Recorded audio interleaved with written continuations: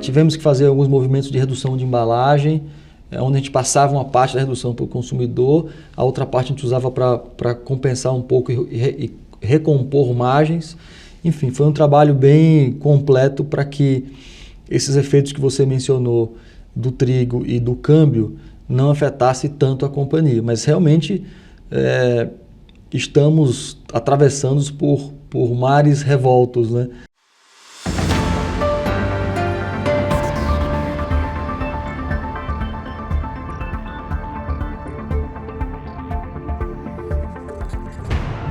Patrocínio Samsung. Saia da mesmice com nosso dobrável Galaxy Z Fold 4 5G. Patrocínio Amazon. Vem ser um vendedor parceiro Amazon. Seu negócio voa. Olá, sejam bem-vindos a mais uma edição do UOL Líderes. Eu sou Mariana Desidério, repórter do UOL. O nosso convidado hoje é Gustavo Teodósio, vice-presidente da M. Dias Branco, a maior empresa de massas e biscoitos do país. A M. Dias Branco é dona de marcas como Adria, Piraquê e Vitarella.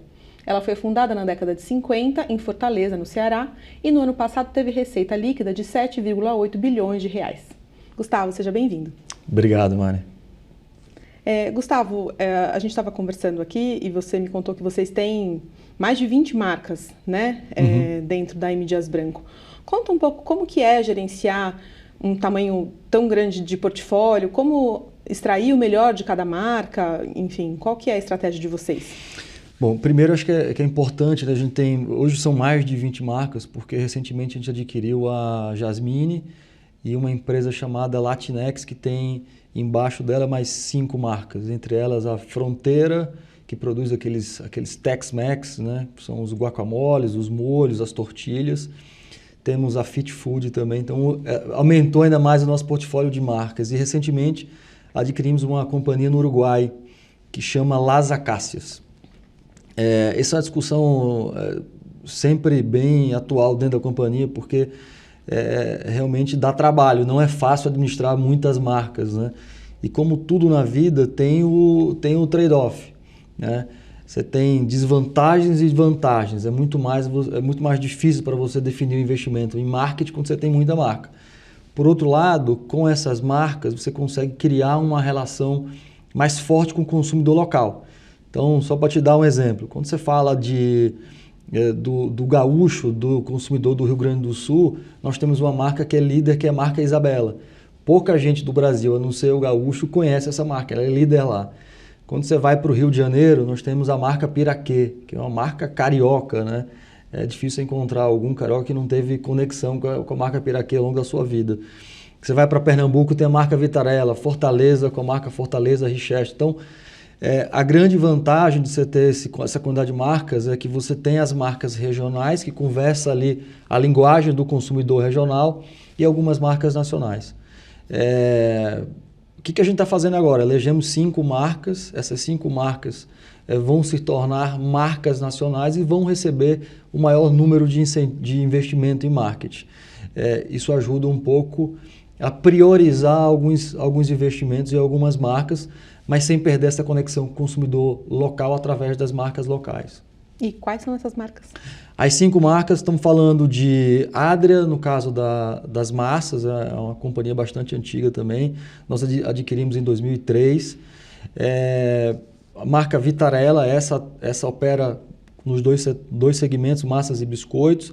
Temos a marca Piraquê, que vai ser a marca de biscoito no mercado brasileiro, uma marca mais premium. E aí temos Richester e marca Fortaleza.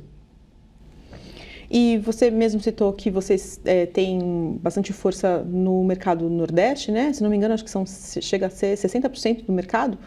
E tem um espaço grande para vocês crescerem no Sudeste e no Sul.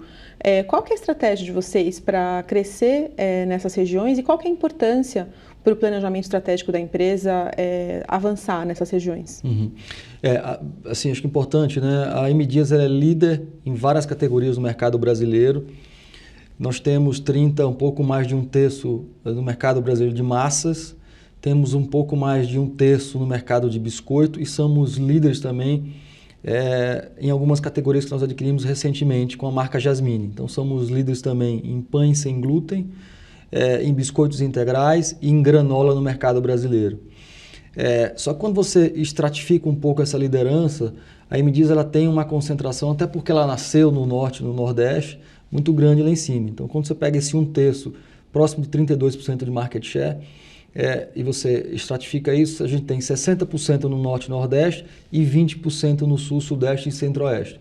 Por isso que nós entendemos que existe uma avenida inexplorada ainda pela M. Dias aqui no Sul, Sudeste e Centro-Oeste. E aí é um conjunto de alavancas, né? Desde investimento em marketing para transformar marcas desconhecidas desse público. Por exemplo, a Vitarella é uma marca muito conhecida do nordestino, principalmente do pernambucano, onde ela nasceu. Então tem um trabalho importante, investimentos de marketing importantes a serem feitos para que o consumidor Sul, Sudeste e Centro-Oeste passe a ter uma conexão com essa marca. A mesma coisa com Piraquê, que é uma marca que nasceu no Rio de Janeiro, estamos agora desconcentrando. Ali começamos com Minas, São Paulo, Paraná e já está hoje em todo o Brasil, inclusive no Nordeste. Então, essa é um pouco da estratégia. Primeiro, investimento em marketing marca para fortalecer essas marcas. Depois você tem todo o investimento em nível de serviço, área comercial, você tem que estar com os CDs preparados para atender o consumidor dessas regiões. Então, tem um roadmap aí relevante. Então, essa é uma das avenidas de crescimento. Mas tem as outras. Maria, acho que é importante ressaltar. Uma é crescer aqui no Sul, Sudeste e Centro-Oeste, a outra é entrar em novas categorias. Porque a M. Dias começou muito focada na cadeia do trigo. Ela é uma empresa verticalizada, ela tem os seus moinhos, ela produz a sua própria farinha. Também é verticalizada nas gorduras, que a gente usa também nas receitas. Mas ela estava muito dependente da cadeia do trigo, ali com as massas e com os biscoitos. Então a gente começou também a diversificar um pouco, entrando nos snacks de batata, entrando também nessa área de saudabilidade, que é um mercado que cresce duplo dígito no Brasil. Entramos numa área também que é muito relevante, mercado acima de 10 bilhões, que é o mercado de salted snacks, né, que são os snacks salgados, com a marca Fronteira e Piraquê. Então tem um outro caminho interessante de crescimento através de entrada em novas categorias. Então vai nos ajudar também a expandir para o Sul, Sudeste do Brasil, que é um grande mercado consumidor, principalmente de saudabilidade. E o terceiro pilar é a internacionalização da companhia, que é outra avenida de crescimento bem importante. Isso tudo suportado por um programa relevante também, robusto, de produtividade e eficiência. Quer dizer, não adianta você crescer sendo ineficiente e aumentando os seus gastos, os custos de uma forma não proporcional ao teu crescimento. Então, esse é um pouco da nossa estratégia. E falando um pouco sobre as regiões ainda, vocês identificam e buscam aproveitar características específicas de comportamento do consumidor nessas regiões em que vocês atuam? Tem algum ponto que vocês veem como um destaque importante de uma característica de consumo do Sudeste ou do estado de São Paulo, do estado do Rio de Janeiro ou então no Nordeste? Tem muita... O Brasil, a gente costuma dizer que tem vários países dentro do Brasil, né? E tem muitas coisas interessantes e você tem que respeitar um pouco essa diferença. Tem que tomar muito cuidado na hora de transformar uma marca regional numa marca nacional sem observar essas questões. Então, eu só vou te dar um exemplo. Uma das únicas regiões que a gente tem uma venda relevante de biscoito recheado sabor pêssego é no Rio Grande do Sul. A gente não consegue vender de uma forma importante esse biscoito de pêssego, por exemplo, no Nordeste. Quando você vai para o Rio de Janeiro, você tem uma bolacha que é feita com malte, que é o leite maltado, é um best-seller no Rio de Janeiro há anos. E só se vendia no Rio de Janeiro. Agora que a gente está tentando mostrar um pouco esse sabor para o Brasil, através de campanha e tal. Mas cada região tem a sua peculiaridade e é por isso que é importante a companhia jogar também com as marcas regionais, para não perder essa conexão com cada uma das regiões. Porque muda tudo, né? Muda a culinária, muda o sotaque, muda muita coisa, né? Você viaja ali de avião 2 horas, você está num país completamente diferente. Então, música é diferente. Então, a companhia precisa respeitar essas características no momento da expansão. Quais tendências do mercado de alimentos que vocês estão olhando com mais atenção e que são importantes para o plano estratégico da M. Dias Branco? Bom, tem um mercado que a gente está de olho há algum tempo, entramos depois de muito estudo, que é o mercado de health foods, né, de saudabilidade. Se você pegar o mercado onde a gente tem, vamos dizer assim, um mainstream, maior volume de venda, que são as massas e os biscoitos mais populares, né, o creme cracker, Maria Maizena, esses itens eles já têm uma penetração importante nos lares brasileiros. Você pega massas e biscoitos, aliás, a M. Dias como um todo, ela já tem 95% de penetração nos lares brasileiros, ou seja, em algum lugar, de alguma casa que você visitar, você vai encontrar algumas das nossas marcas presentes ali na despensa. Então, é um mercado que não cresce muito ao longo do tempo. Então, por isso, a nossa necessidade de entrar em outras categorias. E uma delas, que para a companhia no-brainer, é a categoria de saudabilidade. Essa cresce bastante. Ainda é um mercado muito nichado, mas claramente a população está cada vez mais buscando alimentos mais saudáveis, com composição mais saudável mesmo, e tem pago, inclusive, um premium price por esses produtos, né? Então, ao mesmo tempo que ainda é um nicho, Mariana, eles têm uma margem melhor e ajuda, consequentemente, a margem final da companhia. Nos últimos tempos, né, o preço do trigo cresceu bastante, né? Eu imagino que isso seja um desafio para vocês. Como que vocês estão lidando com isso internamente? Como que isso impacta o negócio de vocês? Você mesmo citou que vocês são uma empresa verticalizada, né? Queria entender um pouco melhor como que fica isso. Desde que começou a pandemia, ali em comecinho de 2020, né? Não foi nem só o trigo, o açúcar, o cacau, a soja, o óleo de palma que a gente consome. As commodities no mundo, elas subiram assim, a preços absurdos, estão nos highs nos últimos 10 anos. E impacta, porque 60% do custo da companhia ela é baseada em commodity, né? A gente compra esses que eu citei e alguns outros e são negociados em dólar. A gente teve 2 efeitos importantes. Primeiro, o efeito do preço da commodity no mundo, não é só para o Brasil, está mais alto historicamente.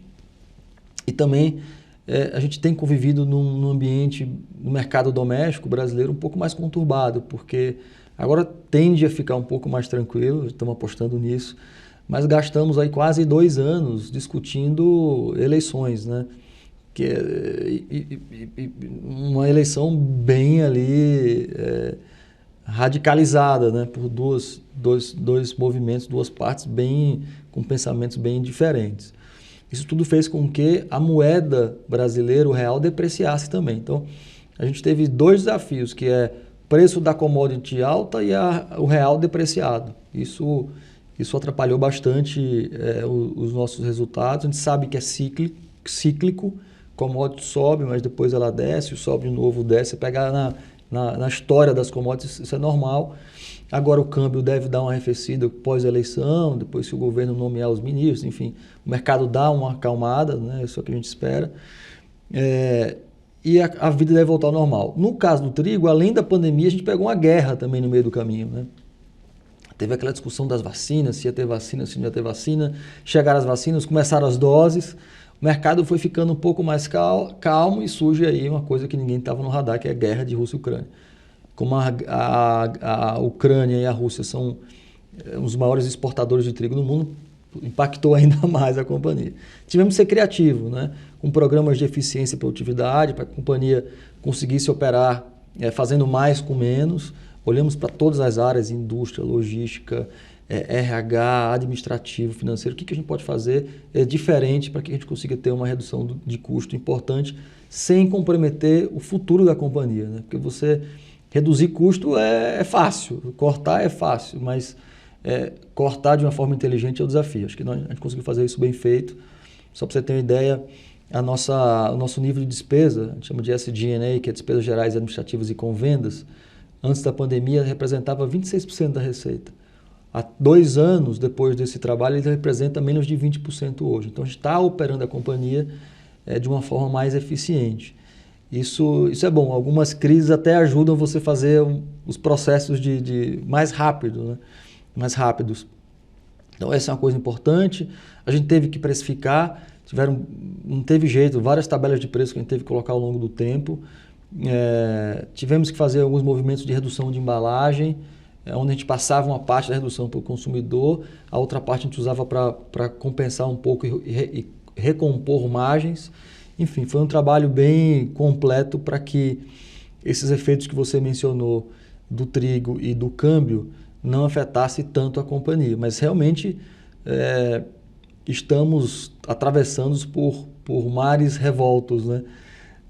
Mas dizem que marinheiro bom é um marinheiro que sabe navegar nesses mares revoltos. É o que a gente está fazendo. Então, acho que a M. Dias está com um amirantado bom aí. Tem dado certo. Você citou algumas das medidas que vocês tomaram para lidar com a alta dos preços internamente, né? Nós queríamos entender um pouco do ponto de vista do consumidor. Vocês perceberam mudança de comportamento? Vocês perceberam eventualmente redução em venda de produtos mais caros? Como que vocês estão vendo essa questão da alta dos preços na ponta do consumidor? A companhia fez algumas mudanças, só um exemplo que eu te dei das embalagens, né?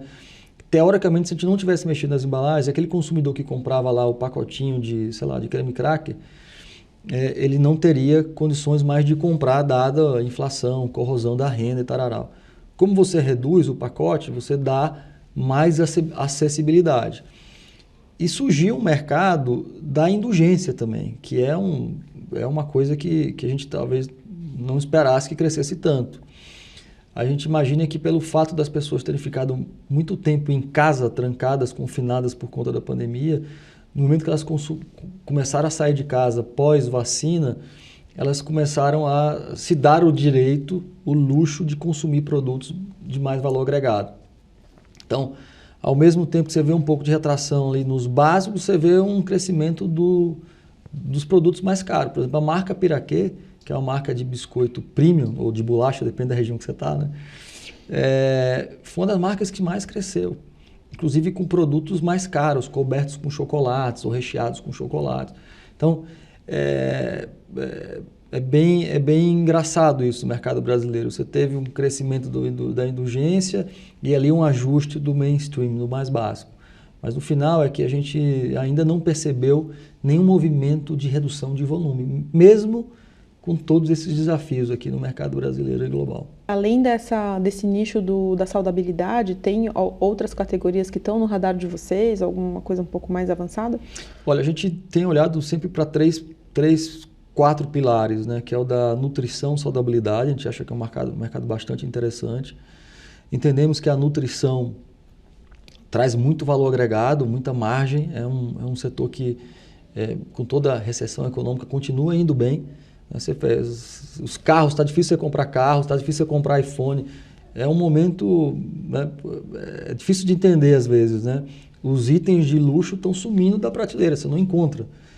Alguém estava comentando que está faltando o Rolex para vender. Porsche são 7 meses para entregar. Então, enfim, a gente entende que tem mercado para indulgência também. Isso a gente tem olhado. Tem outro pilar que é da praticidade.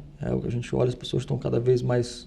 o dia a dia está mais difícil, as pessoas têm que sair mais cedo, não tem tempo para parar para fazer suas refeições. Então, ter algo ali na loja de bairro prático que o consumidor pegue, vá comendo, ou seja fácil de fazer, é o que a gente tem olhado bastante. E um quarto segmento, que nossa visão também é bem relevante, é o segmento de snacking, que tem a ver também um pouco com praticidade, né? Que são os snacks salgados e tal. Já começou, já temos várias linhas, tanto da marca Piraquê com os snacks de batata, presuntinho, queijinho, como também na fronteira com as tortilhas. E tem na Jasmine também, a gente faz os snacks saudáveis com grão de bico, ervilha, os nuts com passa, enfim, tem um portfólio que está sendo criado para atender esse mercado também da praticidade dos snacks. Ainda dentro desse assunto da alta dos preços, isso é uma questão que gera uma dificuldade de manutenção da segurança alimentar da população, né? Agora falando de uma forma mais ampla em termos de país, né?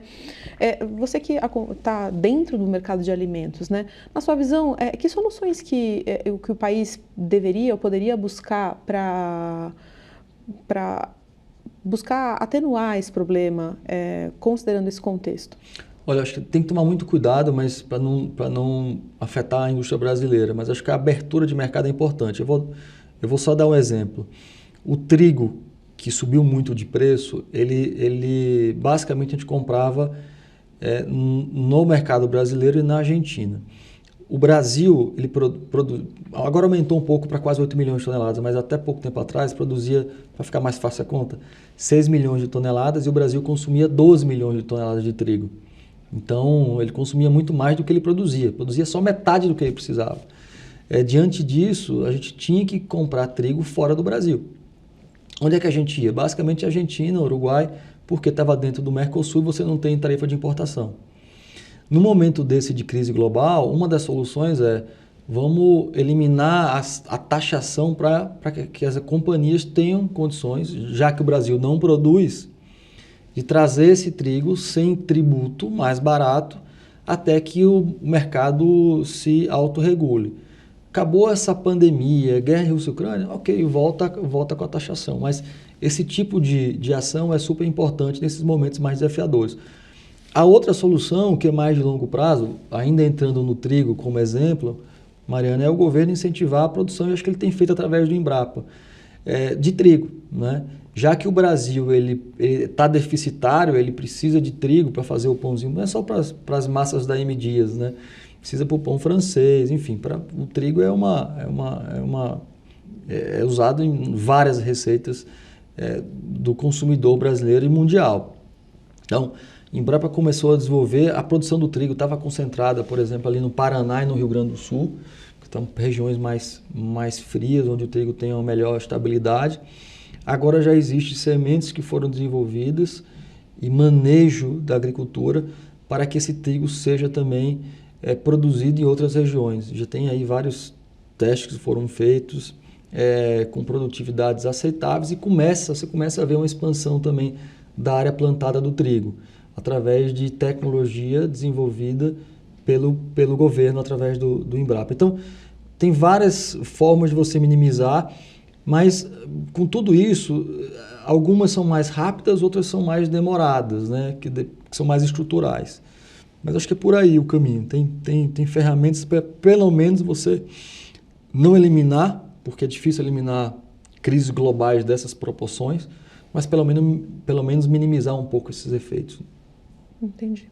Então, incentivar a importação no momento de necessidade, né? Seria isso. E aumentar a produção local do que você precisa. Né? Se eu consumo 12 milhões, produzo só 6, por que não desenvolver no meu país uma cultura tão importante para ele? É outro exemplo importante. E dentro disso, como incentivar que uma produção local, como incentivar que ela fique aqui? Porque a exportação também é interessante, né, para um produtor. Ela é interessante, mas se você tem um consumidor local, isso já é um grande atrativo, porque ele sabe que se ele produzir, vai ter um brasileiro para consumir, né?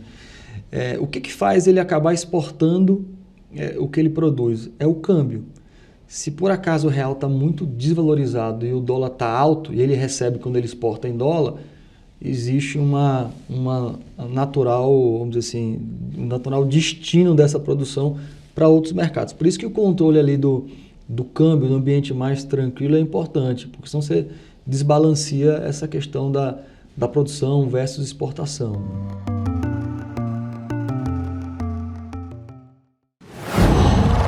Qual?